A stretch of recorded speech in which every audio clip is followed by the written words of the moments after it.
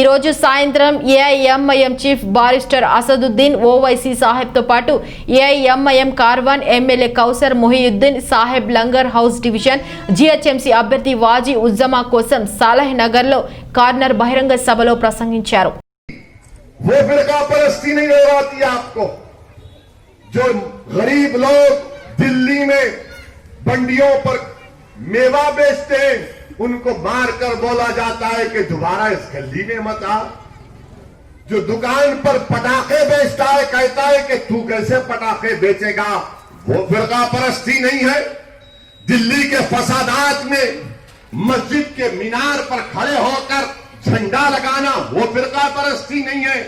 सिर्फ इलेक्शन लड़ता हूं मैं जमहूरियत को मजबूत करने के लिए, तो इन तमाम के पेट में दर्द शुरू हो जाता है।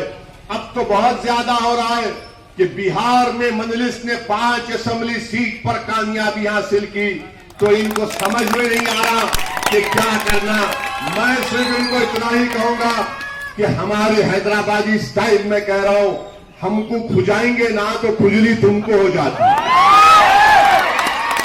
तो आप जरा एहतियात से रहिए और मैं आप तमाम से अपील कर रहा हूं कि बेखौफ होकर 1 दिसंबर के दिन सुबह सुबह अपने घर से निकलिए, अपना एक एक वोट का इस्तेमाल करिए।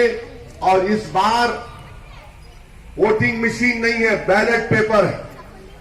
तो बैलेट पेपर देखकर जहां पर पतंग का निशान नजर आएगा वहां पर आपको मोहर लगाना है। और मेरी आपसे अपील है कि ज्यादा से ज्यादा पोलिंग में हिस्सा लीजिए, वोट डालिए, अपनी पसंद का इजहार करिए और जो बता दीजिए इन तमाम फिरका परस्त ताकतों को जो हैदराबाद का नाम बदलकर भाग्यनगर रखना चाहते हैं। तो ये लड़ाई हैदराबाद के हैदराबादियों की और जो भाग्यनगर बनाना चाहती है, ये उनसे जमहूरियत के दायरे में ये लड़ाई है। हैदराबाद को कामयाब करना हम तमाम की जिम्मेदारी है। हम हैदराबादी हैं और इंशाअल्लाह ताला हैदराबाद को हम कामयाब करेंगे। इनके पास कुछ भी नहीं है, बीजेपी के पास। कोई बोलता मैं किले पे आके झंडा लगाऊंगा, कौन रोक रहा बाबा तेरे को? कौन सा झंडा लगाएंगे आप? लगाओ ना तिरंगा, लगाओ तिरंगा तो लगा रहे यहां पे, लग रहा ना तिरंगा यहां पे। नहीं हम अरे क्या क्या लगाएंगे, कुछ बोलने को नहीं है। जब चुपते हुए सवालात इनसे किए जाते हैं तो फौरन आ जाते नेशनलिज्म, टेररिज्म, पाकिस्तान, जिन्ना फुला। अरे अब इनको एक बात कहकर चले जाऊंगा कि कम से कम फिरका परस्त ताकतों से कह रहा हूं, ये बैगन के भाता मत करो। इस रास्ते में मुश्किलात पैदा करो। अगर मुझे खाक और खून के दरियाओं से भी गुजरना पड़ा तो याद रखो इल्जाम लगाने वालों, सुन लो मेरी इस बात को, जब तक मेरे जिस्म में एक सांस भी रहेगी मैं मजलिस इत्तेहादुल मुस्लिमीन का पैगाम लेकर आगे बढ़ता रहूंगा और मैं ये काम करता रहूंगा। ये इल्जामात लगते हैं, ये इल्जामात खत्म होने वाले नहीं है। जब बड़े बड़े लोगों को नहीं छोड़ा गया तो असदुद्दीन ओवैसी किस खेत की मूली है। मगर इल्जाम लगाने वालों ये याद रखो कि कम से कम मैंने तुम्हारी रातों की नींद हराम कर दी है, कम से कम मैं तुम्हारे दिलों में जा चुका हूं, कम से कम मैं तुम्हारी सोच में आज मैं आ चुका हूं। इसीलिए बौखलाहट का शिकार होकर कभी ये बात तो कभी वो बात, कोई बात नहीं। तुम खव्वाल की तरह खव्वाली गाते जाओ, जब मेरा दिल आया मैं तुमको सजते हुए नजराने देता जाऊंगा।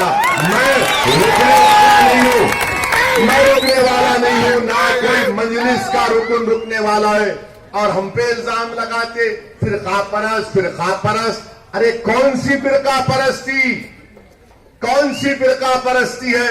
अरे फिरका परस्ती तो ये है कि बीजेपी का एक एमपी नाथूराम, एक नहीं 2 एमपी ने कहा कि नाथूराम गोडसे जिसने महात्मा गांधी को गोली मारकर हलाक कर दिया वो देशभक्त है। गोडसे को देशभक्त। और झारखंड का बीजेपी का एक एमपी अलीमुद्दीन अंसारी के कातिलों को कोर्ट ने सजा दी, बेल पे निकल या हिंदुस्तान के हालात को तमाम को वाकिफ होना पड़ेगा। कोई अगर जमात है हिंदुस्तान के अंदर आपके ताल्लुक से, दलितों के ताल्लुक से या क्रिश्चियनों के ताल्लुक से बात करने वाली कोई जमात है तो आपकी जमात वो मेरी जमात के सदर मोहतरम होते हैं। और आप देखे होंगे टीवी के जरिए या पेपर के जरिए पढ़े होंगे, पार्लियामेंट के अंदर कोई आवाज उठाता है, हैदराबाद से जाकर हिंदुस्तान की पार्लियामेंट के अंदर बैठकर कोई आवाज उठाने वाली शख्सियत है तो आपकी जमात के, मेरी जमात के सदर मोहतरम होते हैं। मैं आप तमाम से यही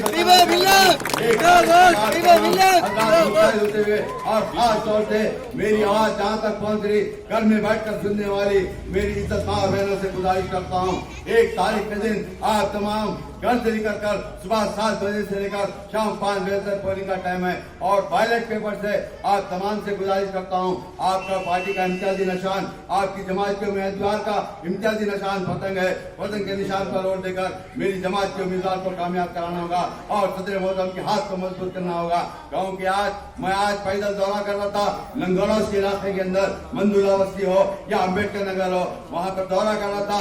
ये भारतीय जनता पार्टी और टीआरएस, ये कांग्रेस के लोग एक जगह बैठकर बात कर रहे थे और मैं सबूत भी देता हूँ, मेरे साथ में जितने भी यहाँ पर दौरे में थे यहाँ पर गवाह दे सकते हैं। मैं कोई बात गलत नहीं कर रहा हूँ। यह हर वक्त आपने कई बार देखा ये बाजू के जो सुल्तान स्कूल के अंदर पोलिंग उतरता है, जिस दिन भी पोलिंग होती है ये तमाम के तमाम सियासी पार्टी के एक होकर मेरी जमात के उम्मीदवार, मेरी जमात के वोटर्स को रिसीव करने के लिए यहाँ हर वक्त आते हैं। मेरा बताने का मकसद ये है, आप तमाम हजरात मुत्तहिद होते हुए मेरी जमात के हक में, मेरी जमात के उम्मीदवार को कामयाब कराइए और खास तौर से मेरे जमात के इब्तिदाई सदर मोहतरम से गुजारिश करता हूँ, 1 तारीख तक आप तमाम हजरात रात दिन मेहनत कर आप क्या लंगरौस बंदी डिवीजन के उम्मीदवार को कामयाब कराना होगा। शुक्रिया, खुदा हाफिज़।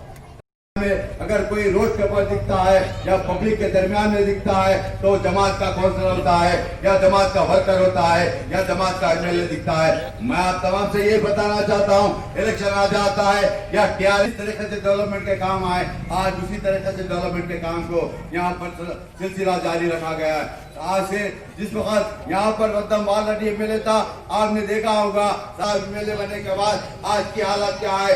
मैं आप तमाम से ये बताना चाहता हूँ, जिस तरीके से गोलकुंडे के अंदर हो या बंजारा के अंदर हो, आपके गोलकुंडे के अंदर उस तरीके से डेवलपमेंट के काम कराए वो बंजारा के अंदर नहीं है। मैं आप तमाम से एक बात कहना चाहता हूँ, आज तमाम के तमाम सियासी जमातें, चाहे भारतीय जनता पार्टी हो या कांग्रेस हो या टीआरएस हो या और कहीं आजाद उम्मीदवार हो, ये तमाम के तमाम एक होकर मेरी जमात के उम्मीदवार को और मेरी जमात को नुकसान पैदा करने के कई मंसूबे बना रहे हैं। और आप तमाम हजरात जानते होंगे पिछले 2009-10 के दरमियान में ये आज का जो भारतीय जनता पार्टी का जो काउंसलर का उम्मीदवार है, आपने देखा होगा 2 महीने के लिए या 2 साल के लिए यहाँ पर काउंसलर था, मगर उस वक्त काउंसलर बनने के बाद हमारे गोलकुंडे के अंदर एक मरतबा भी नहीं आया। मगर हमारी जमात का काउंसलर बनने के बाद लंगरौस के हर इलाके में, चाहे वो मंदुला बस्ती हो या लंगरौस का कोई भी इलाका हो, हर वक्त डेवलपमेंट के काम जमात की जानिब से कराए गए। सदर मोहतरम ने हर वक्त पूछते थे लक्ष्मी नगर के ताल्लुक से, प्रशांत नगर के ताल्लुक से। मैं आप तमाम से ये भी बताना चाहता हूँ, आज से 1 महीना कबल जो इस वक्त बारिश भी थी और खास तौर से लक्ष्मी नगर, मंदुला बस्ती, चाहे प्रशांत नगर हो, उस वक्त बारिश के दरमियान में चंद बस्तियां वहाँ पर मुतासिर हुए थे। मगर सदर मोहतरम ने हर वक्त ये कहा जाकर वहाँ पर भी देखिए और वहाँ पर भी रिलीफ का काम किया गया जमात की जानिब से, चाहे बेडशीट हो या राशन किट्स हो, जो हो सकता जमात की जानिब से वहाँ पर काम किया गया। मगर आपको यही बताना चाहता हूँ